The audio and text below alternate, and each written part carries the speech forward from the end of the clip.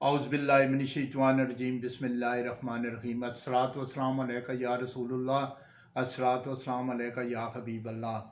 मेरे प्यारे बहनों, भाइयों, बुज़ुर्गों, दोस्तों, अस्सलाम वालेकुम। मैं कुछ दिन ज़रा मसरूफ़ रहा हूँ और जिसकी वजह से मैं आपको कोई नई वीडियो डाउनलोड नहीं कर सका 3-4 दिन, उसके लिए माज़रत। तो आज मैं बताता हूँ खांसी और बलगम के लिए। खांसी और बलगम बलगम जो हो जाता है, रेशा हो जाता है, एजेड बंदों को तो ज़्यादा हो जाता है। यानी जो अबाउट 50 ईयर होते हैं उन्हें तो रेशा बहुत जल्दी हो जाता है। जो स्मोकिंग करते हैं उनको भी रेशा बहुत ज़्यादा हो जाता है, फेफड़ों के अंदर वो रेशा बन जाता है, जिसकी वजह से सांस लेने भी तबीयत यानी सांस लेने में भी दुश्वारी होती है और तबीयत ख़राब रहती है, सांस फूल जाता है। तो उन लोगों के लिए और जिन्हें खांसी होती है और खांसी वाला जो है उसमें बलगम भी आता है, उसके लिए आज मैं बताऊंगा एक नुस्खा बहुत ही बेहतरीन और बहुत ही अच्छा है। ये सर्दियों के मौसम में तो ये खांसी और बलगम वगैरह, रेशा वगैरह जम जाता है आम बंदों को भी जो एजेड नहीं होते हैं, क्योंकि उसकी वजह होती है ठंड की वजह से कोई ठंडी चीज़ खा ली या दूध कच्चा पी लिया या कोई ऐसी ठंडी आइसक्रीम वगैरह खा ली जिससे खांसी भी हो जाती है और रेशा बन जाता है।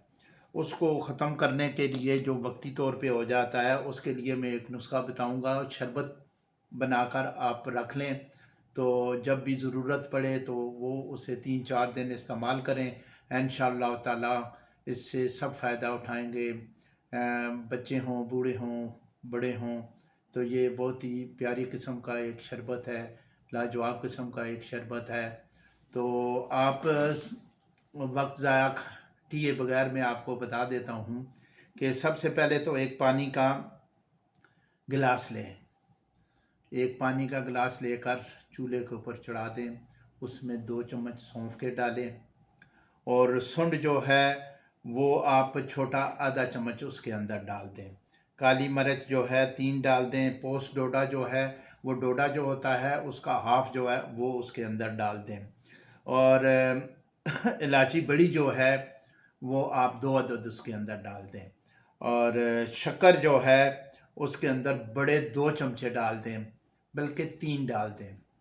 ये डालकर आप अच्छी तरह पकाएं। जब एक गिलास जो है वो तकरीबन आधा रह जाए तो उसे आग से उतार लें। उतार कर छान पून लें, यानी उस पौने से छान लें। छान कर एक साइड पे रख लें। रख कर उसके अंदर शहद का, यानी अगर छोटी मक्खी का शहद हो तो वो तो सोने पे सुहागा है।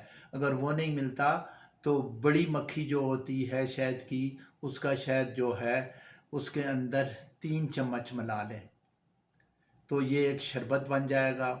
आप उसे किसी बोतल में बंद करके रख लें।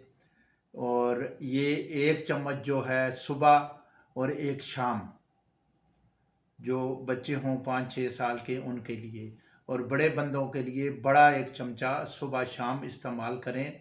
अगर खांसी बलगम ज़्यादा हो तो 3 टाइम भी इस्तेमाल कर सकते हैं, सुबह दोपहर शाम।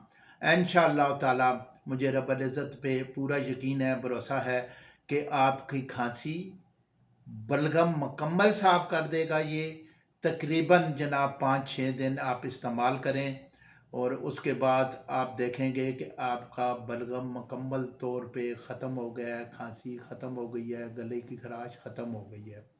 तो मेरे भाइयों, मेरे इस चैनल को ज़्यादा से ज़्यादा शेयर करें ताकि मेरी वीडियो हर एक बंदे के पास पहुंच सके।